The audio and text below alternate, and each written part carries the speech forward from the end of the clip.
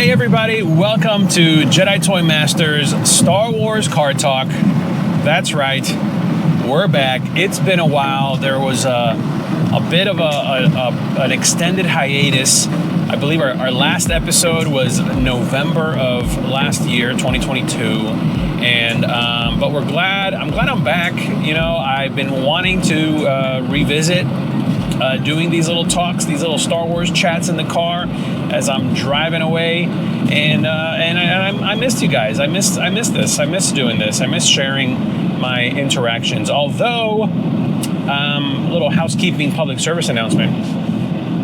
I'm actually considering changing the format of this podcast and shooting it in my studio, my home studio. So rather than being a car talk, although I don't know, I'm gonna have to change the name. I don't know if that's gonna affect the show because I'm not gonna be in a car anymore.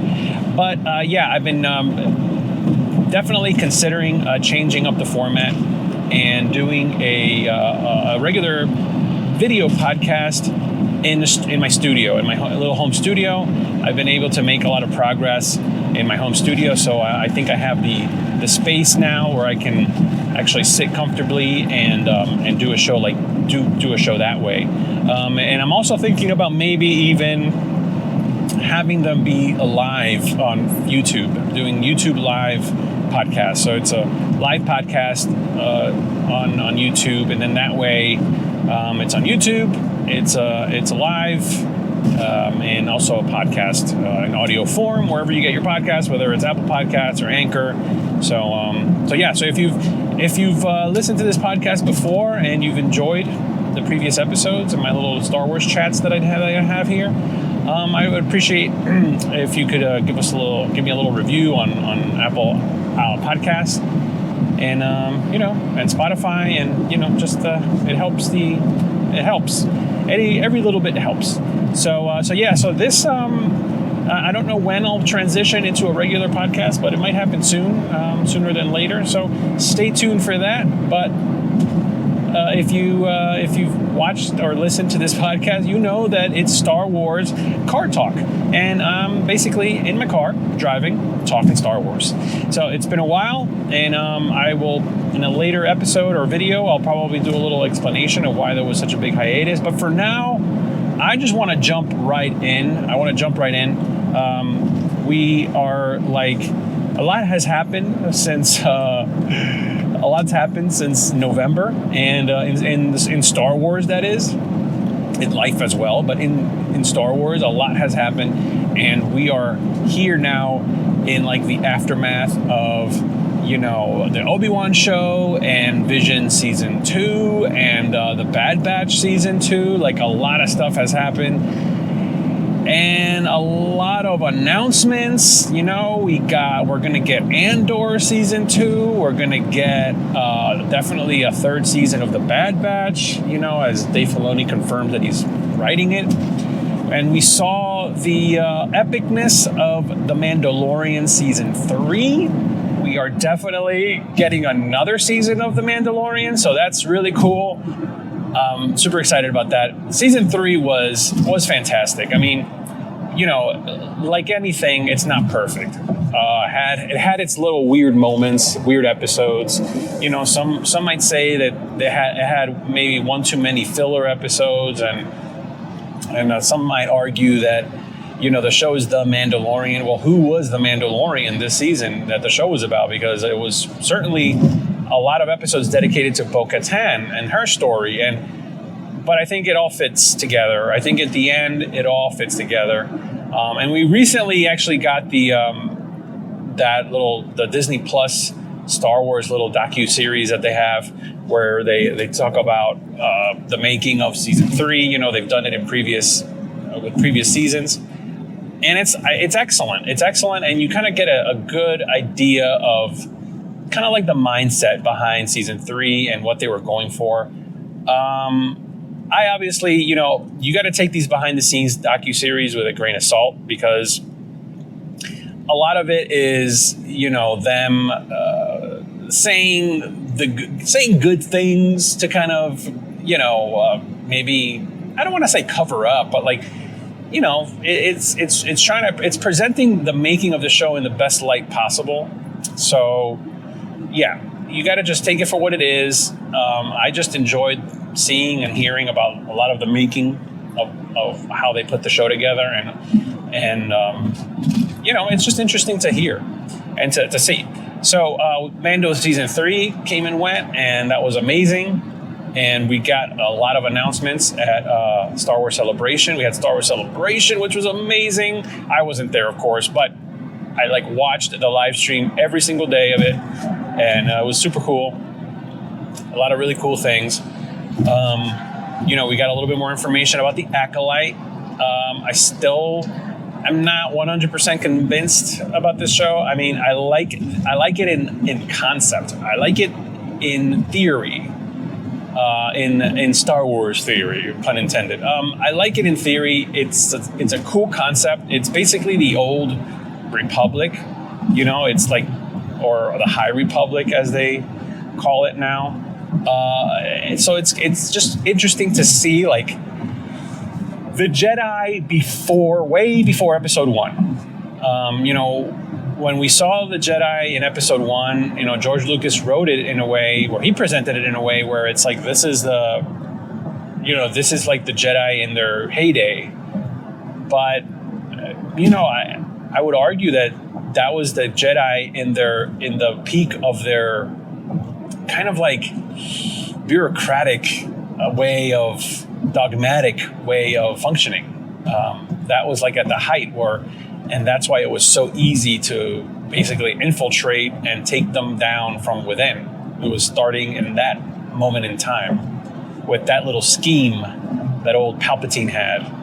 You know, so it's going to be really interesting to see the Jedi and Jedi culture prior to that kind of like organizational structure of the Jedi kind of mixing with government.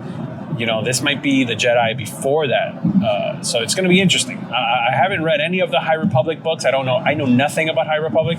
My knowledge of Old Republic is very limited. I mean, I've watched like the cut scenes from all the games, and it looks amazing. It's like a fascinating story. But if anybody wants to educate me on Old Republic or direct me in the put me in the direction of like where to go to get a really good cliff notes on Old Republic and even High Republic, I would appreciate that. But yeah, Acolyte, I don't know. I mean, it could be an amazing thing, or it could just be a big pile of poop. But that's the thing with Star Wars right now, and I think it's because of the fact that the sequel trilogy kind of left such a bad taste in so many people's mouths that it feels like, you know, it wasn't planned properly. It wasn't, I mean, the story group is kind of a joke at this point. So, you know, how much free reign are the creators of the Acolyte getting? Or how much creative input are they receiving from other creators? Or, you know, how much are they leaning to source material and leaning to like some of the original concepts that George Lucas put in place, and how much of it is just, here, person, make this show and we like how you think. I don't know. Like, I think it's a slippery slope when we let like directors and kind of creative people, when we hand them something that's already established and we say, here, do it your way, because that could be a little dangerous, frankly, because, you know, it could be like, hey, that maybe their way, maybe they also need direction. Maybe, you know, even though they are a director or a showrunner, they also need direction. They also need to understand, like, you know, I don't know, like there needs to be a little bit more checks and balances when it comes to the creative process at Lucasfilm, especially with these properties like Star Wars and you know, and Indiana Jones and Willow and things like that. But anyway, Acolyte, you know, rumors are coming out that the budget for this thing is kind of like astronomical at this point, that it's a very big show.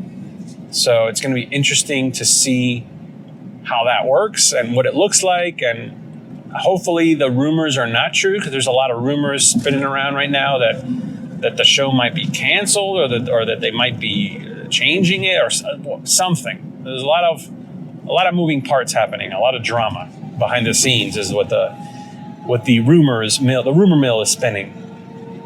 But another huge announcement that was announced at Celebration was that we're going to get another Star Wars movie. And that was kind of interesting because they brought Daisy Ridley out, and they say that it's going to be a kind of like a new Jedi movie, like the dawn of the new Jedi. And it's years after Rise of Skywalker, and Daisy Ridley is establishing the new Jedi Order. And it's kind of like a new, it seems to me like it's going to be basically like the Acolyte is going to be the primer, where we get a glimpse of a pre-Skywalker Jedi Order, a pre-Skywalker saga, Star Wars Jedi-centric story. And that's going to kind of prime us for, this is kind of like no Empire, no, Palpatine, no Skywalkers, just the Jedi, the Sith, the galaxy, Star Wars, that's going to kind of prime us for what maybe quite possibly what this Rey movie could be, which is like the other bookend, which is, a non-First Order, non-Empire galaxy with a new Jedi Order that is not like the Jedi Order that we saw in the prequels. So that could be interesting too. I mean, I've made it very clear. I just noticed that there's like if you're watching, there's like a huge like lens flare like smacking me right in the face right here. Let me see if I can do this over here. Anyway, I think that's better. I've not made it. I've not been shy about the fact that I was very disappointed with the sequel trilogy. Rey is not my favorite character in Star Wars. I would say honestly, my favorite characters are probably Luke, Ahsoka, and Han Solo. I would say those are like my top three right now. Rey is not even on the list. Like I really did not. Nothing against the actress. I think the actress is wonderful, and I think she did the best that she could with what she was given. And I know that's the excuse that a lot of people will throw out there for making excuses for actors when they're in a bad movie or in a bad situation. But yeah, I mean, she did the best she could. I mean, of the three sequel trilogy movies, The Force Awakens was probably my favorite. And I think I liked her character in that the most because she was so wide-eyed and like she was like experiencing Star Wars for the first time, like maybe some of the audience was at that point, But I don't like what they did with that character. I don't like what her origin ended up being. I don't like what she turned out to be. And anyway.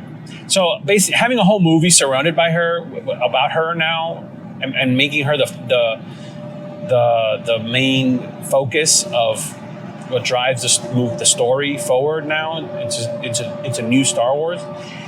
It's a tough one for me, and I'm not the only one. So there's going to probably be a big fan contingency in the fan base that are not going to be terribly excited about that. But we'll see. They announce movies and then they never get made. We were supposed to get a Boba Fett movie that ended up being a show. We were supposed to get an Obi-Wan movie and that ended up being a show.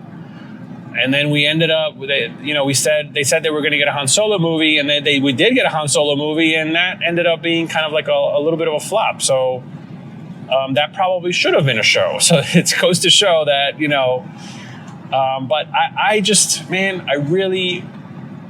we need more Star Wars films, and probably the only way we're going to get one is is going to be epic because it's going to be the Dave Filoni Star Wars movie, which hopefully will be like the culmination of the Mandoverse of this like time period.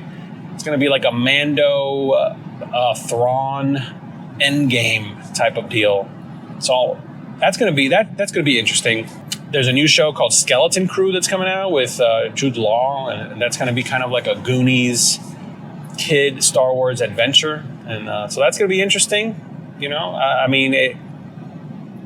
like the fact that we can get different genres in Star Wars. You know, like Boba Fett was very much a like Western, you know, a revenge tale kind of. And, you know, Mandalorian is kind of like a Western, but has kind of also dipped its toe in a lot of different genres within this, with, you know, in all the 3 seasons that it's been on. So I think it's a well-balanced show as far as like, there's a little bit for everybody in it. So it's going to be interesting to see what that ends up being, you know, this, Skeleton Crew. It could end up being just like a Stranger Things kid comedy type of thing. I mean, they kind of said it's going to be kind of like the Goonies, so that could be fun. And then, of course, that brings us to today's topic, the Ahsoka series. You know, we heard about it. We knew that it was being made a little over a year ago. And oh my gosh, we got the first trailer during Celebration, and that was amazing. I probably should have made a reaction video to that, and I didn't get a chance to. But that was amazing. So what I'm going to do today is I'm going to actually rewatch the second trailer, because depending on when you're watching or listening to this, the second trailer just dropped this week, and I watched it yesterday, and I thought there were a couple things that stood out to me and a couple of questions that I have. So I'm going to watch it again and, listen to it because I am driving. Be safe, guys. Don't text and drive, and don't watch videos while you're driving. But I'm going to play it because I think hearing it will remind me of some of the visual cues that sparked some of these questions that I had. So here we go. I'm going to have it queued up right here. And I'm just going to play it off my phone, and I'll probably put it right here so we can watch it together. And here we go. 3, 2, 1. So we see like a ship. We hear Ray Stevenson's character. God rest his soul, man. I can't believe he's gone. We are no Jedi. They're no Jedi. That's interesting. So that means they're Sith. As heir to the Empire. We hear heir to the Empire again, which is really cool. What happens when we find Thrawn?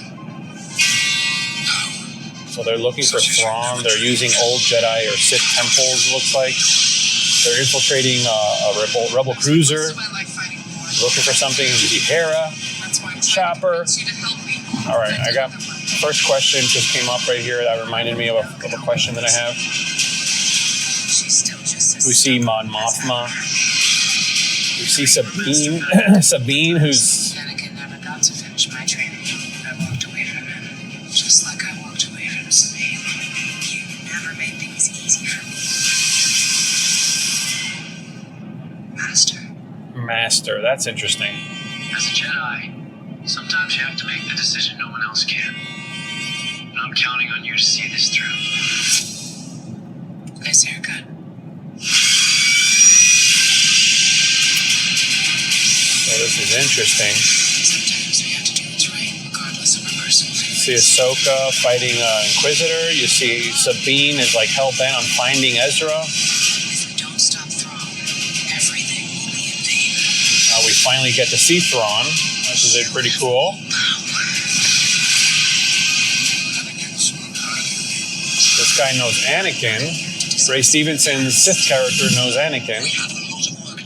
So that means they were probably Jedi that left the Jedi Order, gave into the dark side somehow. We see some really cool battles. We definitely see Ahsoka battling a Inquisitor. So this is really interesting. Okay. All right. So we saw a lot of the same footage that we saw in the first trailer. You know, Ahsoka is teaming up with Sabine. It looks like they're trying to find. They want to find Thrawn because that could lead them to finding Ezra. But I think Ahsoka is more interested in finding Thrawn because maybe something that she hears, you know, some rumors, or she kind of puts it together that this guy's too dangerous, and you know. And let's see, we see, and Sabine obviously is like, she wants to find Ezra. But now you see there, what's interesting, the first question that came up is when you see Hera, and she's addressing like a lot of holograms of like rebel leaders, it looks like. And Mon Mothma is one of them, and it's played by the actress that's been playing her, Gwendolyn, I forgot her name. But my first question is, why do we see her looking very like young, looking very kind of, you know, pre-Rogue One? Because in Rogue One, she already had like the short hair, the way we see her in Return of the Jedi. But in Return of the Jedi, she's played by a different actress, obviously, because that was shot in the 80s. But here we see her kind of with like her Andor, the series Andor hairdo. So it kind of makes me think this show, I think the first couple of episodes, or maybe even the first episode, maybe all this footage that we're seeing is from the first episode. I think in the first episode, we're going to have a flashback. Like, well, I'm asking, I'm not theorizing. I'm just asking, maybe we're going to have a flashback of the events that took place like before, or before the original trilogy, like before A New Hope. You know, maybe this is like right after Kanan dies and Hera goes and says, I need help. And, you know,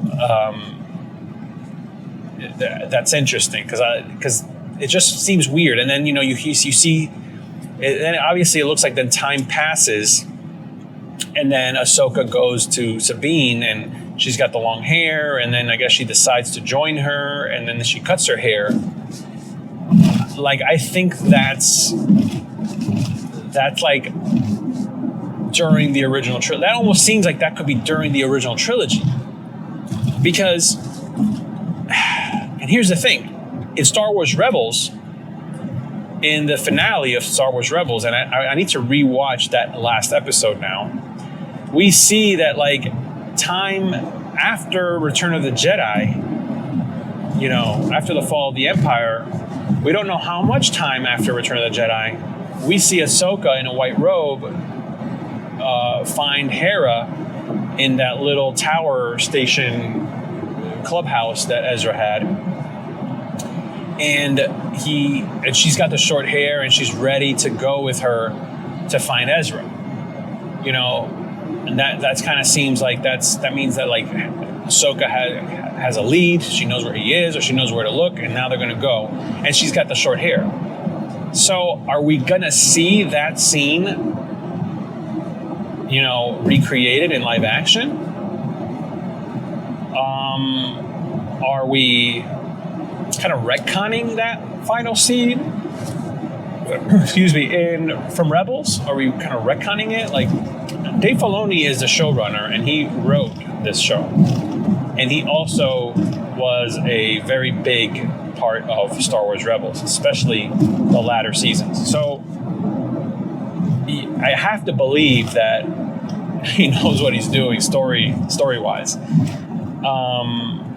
So it's going to be interesting to see, you know, how this plays out. But it almost seems like we're going to get like a flashback and then a flash forward to the present of the show, which is, this show takes place, it's supposed to take place in the Mandoverse, and the Mandoverse is, I think, like 5 years after Return of the Jedi. So, or maybe this show takes place prior to seeing Ahsoka in Mando. So maybe this show, or maybe there's a flashback to before Episode 1, and then there's a flash forward to during the time of like maybe the first season of Mando, and then maybe we skip ahead to now like where we are now in the timeline of the Mandoverse.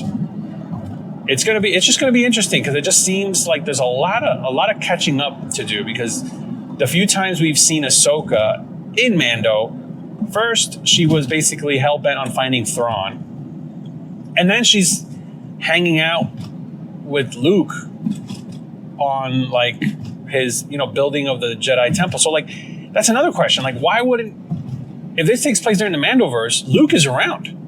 He's building the Jedi Temple. He's building the Jedi Order. So like, why wouldn't Ahsoka get Luke involved in this adventure? I mean, or maybe will we see Luke in later episodes of this series? Like, will Luke be a part of it? Because if it takes place during this time, Luke's around. Why wouldn't you want Luke Skywalker, the son of possibly the most powerful Jedi ever, Anakin? I mean, it just raises a lot of questions. It was really cool to see Hera, see Chopper. I think we are going to see Zeb, and obviously Ezra. We see Ezra, we hear him speaking in that little hologram. But man, these two kind of like Sith characters, Ray Stevenson, who unfortunately passed away recently, and very tragic that he did, and I don't know how his character plays, how the story plays out with his character in the show. I don't know if maybe towards the end of the season, maybe he's defeated and killed or whatever, but that's a bummer there. But those characters seem almost like fallen Jedi that are not Inquisitors, like almost like they've turned to the dark side. They're maybe not Jedi, maybe not fully Sith, just on their own. Quite possibly. It looks like they were using some kind of like temple, like Sith map holocron temple thing, which really, really cool looking, but no idea what that is. It's probably in some EU book or in a comic book or something. What was the other question I had? Oh, are we going to see Hera's son? Because again, final episode of Star Wars Rebels, we see Hera, and she has a son who was Kanan's. We find out that was Kanan's son, and like after Return of the Jedi, you see that he's like, he was probably born like during A New Hope, and then by Return of the Jedi, he looks like he's, I don't know, 6-7 years old or something like that. So, are we going to see him? Is he there? Is he going to be around? Is she like sending him off to stay safe somewhere while she goes on some adventure? Like, the other question I had was, is what we see of Hera, is that only going to be during the flashback? Like we don't, she looks exactly the same throughout the trailer, and we only see her in a couple of key scenes, like flying a ship, talking to like the Rebel Alliance holograms, and maybe one other time, I think also like in a ship or something. So could it be like, could we have been kind of like, tricked into thinking that she's a big part of the show, her character, and maybe she's not. Maybe she's only like in the first 2 episodes or something during like these flashbacks to the time immediately after Star Wars Rebels, and maybe after that, Ahsoka goes on this other quest, and you don't see Hera anymore. That could be. I mean, it's happened before. There have been characters that you think are way more involved in the plot than they actually are, and I can't think of one offhand, but I know we've had that switcheroo happen. Let's see what else. It just seems interesting. The Ray Stevenson's character says he remembers Anakin. Anakin spoke highly of you. Oh, here's another thought. So Ahsoka is having a conversation with Sabine, and apparently Sabine calls her master. Like at some point, Ahsoka was training Sabine, training her to be a Jedi, but like that doesn't make any sense because Ahsoka doesn't even want to train Grogu. She doesn't even consider herself a Jedi. She says it constantly, "I'm no Jedi." Her lightsabers are white, for crying out loud. She doesn't even want any color association. So now all of a sudden she's like training Sabine, and like Sabine has Ezra's lightsaber, and she's like training with it. That's interesting. That's going to be interesting too. Especially because she's a Mandalorian, Sabine. So yeah. Anyway, let me see what else. Thrawn looks really cool. I mean, it looks very much like very simplistic. It's basically just the actor in blue face and probably red contacts. I mean, for all we know, they probably kept it super simple for this actor, not Mads Mikkelsen. What's his name? I know he's a Mikkelsen or whatever, but they probably kept it really simple for him. I wouldn't be surprised if they put like a couple of dots on his face, and they basically like in post-production just made his face blue and turned his eyes red. You know, like who knows if they did that, because maybe his, just the idea of having to paint him blue and paint it and put those red contacts on, and with technology today, I wouldn't be surprised if that's what they did. It kind of looks like it in this shot. It kind of looks like they just took footage of him and made his face blue. Let's see what else. Yeah, I mean, it looks great. She's fighting an Inquisitor at the end, and it looks like she's fighting that Inquisitor. The environment almost looks like the same forest where Ahsoka was when Mando found her, where she was trying to infiltrate that castle village or whatever. It almost looks like the same forest. It's like this desolate, dark forest. It's like dead forest. Like it almost looks like the same place. Who knows? Like, what if that battle takes place shortly before Mando arrives? Because she was on her way to find, that other person that apparently knows where Thrawn is, that we saw in season 2, and then we see her in the trailer here. She looks like she's like a key villain here too. It could be a bait and switch as well, because it could just be that she's just only like in the first couple episodes and then that's it. There's a whole lot we don't know about this show, which that's what's great about these trailers. These are very well crafted trailers. They're not really revealing a lot. They're showing us a lot of the same footage we saw already, and that's really cool. So anyway, what are your thoughts on the Ahsoka trailer? What did you guys think? I would love to know. If you're watching this on YouTube as a video, please, like and subscribe and comment below like what you thought of this trailer, and of kind of like my questions that I'm posing, of like what I think and what could be. Really interesting stuff. Oh, the other thing too is like, are we going to see a flashback to Clone Wars? Like, is Ahsoka going to get flashbacks? Are we going to see Anakin?